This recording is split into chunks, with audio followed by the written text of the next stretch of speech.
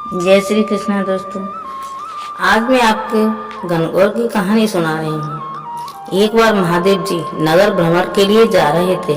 पार्वती साथ चलने की जिद करने लगी। महादेव ने बहुत समझाया, लेकिन वे जिद करके साथ चल दी।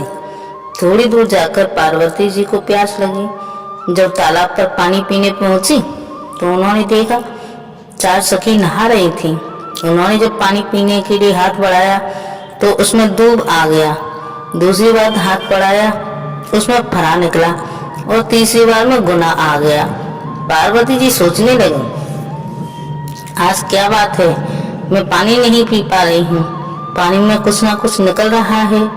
उन्होंने उन चारों सखियों से पूछा, आज क्या है जो तुम इस समय नहा रही हो?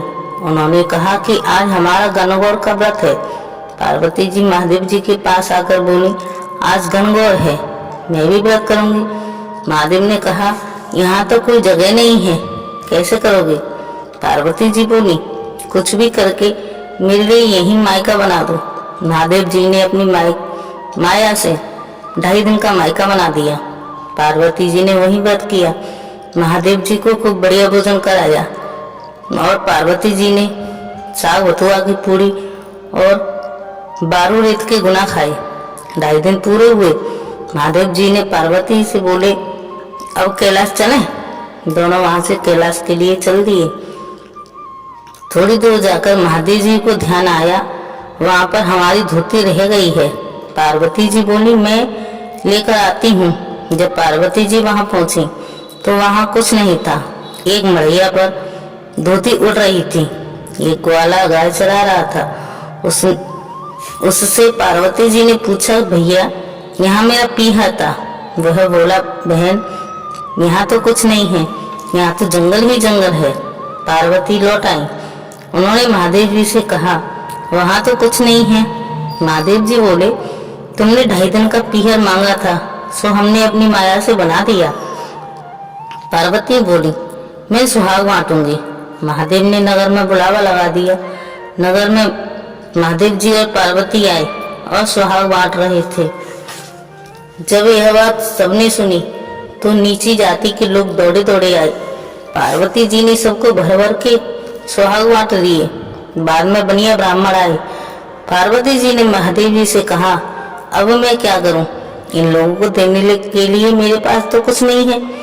महादेव जी बोले, अपनी छोटी उंगली काटकर सबके ऊपर छिड़क दो। जैसे ही उन्होंने सबके ऊपर छिड़की तो किसी पर ज्यादा और किसी पर कम छींटे पड़े। उसी प्रकार सबका अपना अपना सुहाग है। ऐसा करके दोनों कैलाश पर्वत पर लौट। कैलाश पर्वत पर आए तो महादेव जी ने पार्वती जी से पूछा, तुमने अपने पीहर में क्या खाया? पार्वती जी बोली, जो आपने खाया वही मैंने खाया। जब रात को पार्वती जी सो गई, महादेव जी का मन नहीं माना। उन्होंने पार्वती की नाभि खोलकर देखा कि पार्वती ने साग बथुआ की पूरी और 12 रेत के गुना खाए।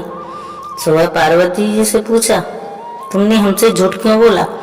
महादेव, मैं जो तुमने खाया वह मैंने खाया, लेकिन मैंने रात को तुम्हारी नाभि खोलकर देख लिया है।